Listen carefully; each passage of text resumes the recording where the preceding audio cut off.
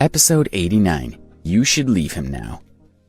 Babe, don't get angry, Charlie said, patting Melissa gently to comfort her. It doesn't matter if that girl's the lead singer, she won't steal your limelight. I'll be there in the VIP section, right behind the judges. This year, The Sky's the Limit was being filmed in a mansion in Chicago. On the day of the recording, there would only be around 100 members of staff present, and only 2,000 carefully chosen audience members would be allowed inside. Very few people would be allowed to watch the show. Charlie was rich and powerful, and the seats behind the judges' table were in a great position. Really? Melissa asks happily. That's great. How much did you have to spend? Not much, he said. Just $50,000, and it's worth it to be able to chat with some of the celebrities. I'll record your performance for you. Charlie opened the car door and said, Get in. Let's go home first. Katie, Olivia, it's fine if you don't want to go back to the hotel. You can stay at my place. There are plenty guest rooms. Debbie and Rita walked out of the building. Hey, little bitch, look at this, Melissa said, sneering at Debbie. My boyfriend came to Chicago with me, and he even has a big house right here in the city. Where's your loser boyfriend? Why isn't he here? Oh, I forgot. He doesn't even own a car. So how could he afford to come to Chicago? He's exactly the kind of person you deserve. Meanwhile, I'm going back to my mansion to sleep, and you'll be taking the bus back to Janice's hotel. Melissa got into Charlie's car with Katie and Olivia, and they drove away. Are you okay? Rita asked with concern. Debbie shook her head slightly. Rita, are you going back to the hotel? Debbie was feeling extremely lonely, and she really wanted Rita to keep her company. Before Rita could answer, a Mercedes-Benz stopped in front of them. A well-dressed man got out of the car and said to Rita, Are you ready to go? Debbie recognized the man as Rita's boyfriend, and her heart dropped. Wait a moment, Rita said to her boyfriend, and then she turned back to look at Debbie with a hint of worry in her eyes. Sorry, Debbie, I can't go back to the hotel with you. It's okay, Debbie said. Her smile was so forced that Rita felt sorry for her. She helplessly looked skyward.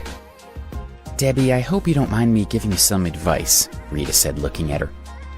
I really think you should break up with Alex as soon as possible. It's obvious that he can't protect you. So why waste time on him? Rita looked at Debbie seriously. I know he helped you a lot at school and that you love him, but you have to understand that the real world is much more complicated than that. We're all going to be big stars in the future. So even if you don't let go of him now, will you still have time for him once you're famous? I doubt it. You'll be living in two completely different worlds. And since you're destined to be apart, then why not just let him go now? She had been wanting to say that for a long time, and she hoped that Debbie would understand. But Debbie's eyes grew wide, and then she lowered her head and laughed softly, looking slightly embarrassed. I know you're just looking out for me, she said, but I won't break up with Alex. Rita was speechless. She rolled her eyes and looked away in frustration. She had already made the situation clear to Debbie, so why was she being so stubborn?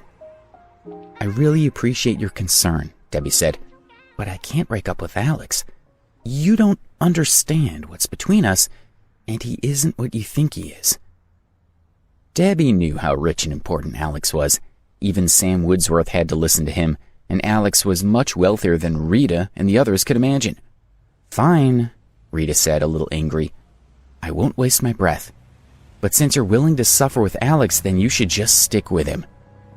Debbie was being far too stubborn, and Rita didn't want to argue anymore. She didn't even look at Debbie as she walked toward her boyfriend's car and got in. Rita, please don't be angry, Debbie said. I really want to thank you for looking out for me. If you want to thank me, then think about what I've said and leave him, Rita said through the car window, and then she told her boyfriend to drive away.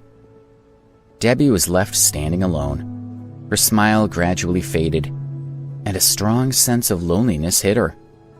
She pulled up the collar of her coat and walked toward the bus stop.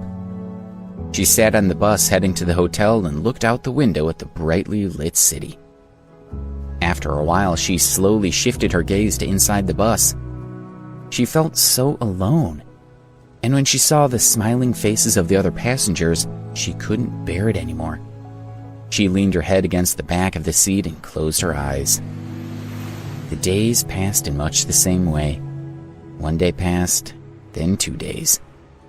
For 7 days, Debbie had worked hard in rehearsals during the day and then took a bus back to the hotel at night.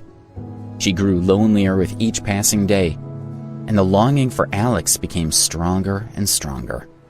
She pictured Alex's face in her mind, but she couldn't smile like she had the last time she had seen him. Her face started to crumble, and her lips thinned. 2 tears slipped from her eyes, sliding down the side of her face and dripping onto the ground. She slowly opened her eyes, which glimmered with tears.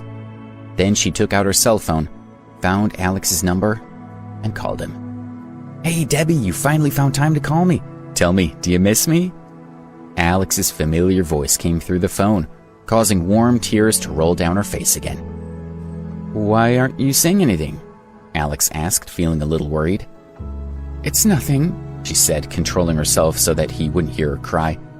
"I'm just calling to tell you that we're starting the talent show tomorrow at 8 p.m. "That's great," he said. "I've missed you so much this last week." She listened to him speak and she wanted him to come and visit her.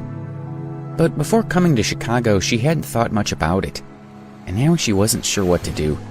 She wanted Alex to see her first performance on stage, but she didn't want Melissa and the others to mock her.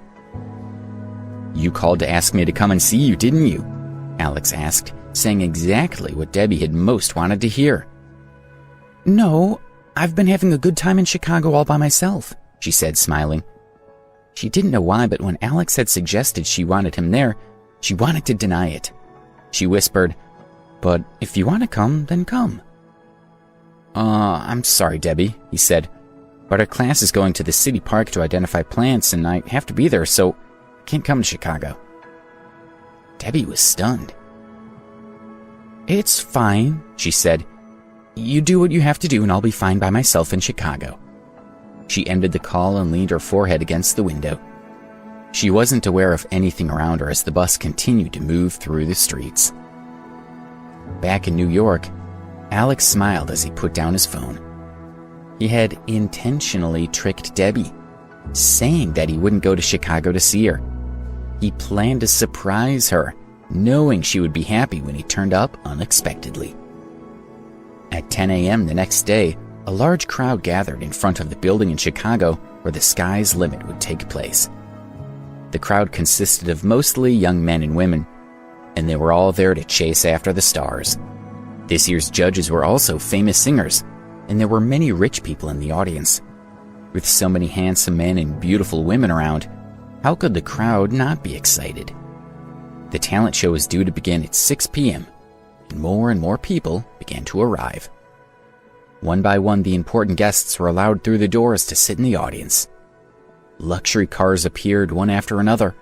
Each contained famous, wealthy people, who were all extremely attractive and almost as exciting as the celebrities. "Oh, that's the son of one of the richest men in the world," someone said. "And that's the president of a huge international company," someone else replied. "That's one of the top models in the world." "Hey, isn't that the son of one of those noble families in Europe? And that's definitely the daughter of a Hollywood actress." The crowd cheered and exclaimed over each of the arrivals. At 5 p.m., the 4 celebrity judges arrived in private cars and walked inside, waving to the crowd and sending them into a frenzy. The girls in the crowd jumped up and down, shouting at the names of their idols and hoping that they would be able to catch a glimpse of them. "I love you," one girl screamed. "Over here," another yelled. "You're my favorite singer," a girl shouted. "I got an autograph," one fan squealed. "I'm so happy I could faint." The bus carrying Debbie and the other contestants slowly moved through the crowd and approached the building. Looking at the people on both sides of the road, Debbie hoped that she would have that many fans one day.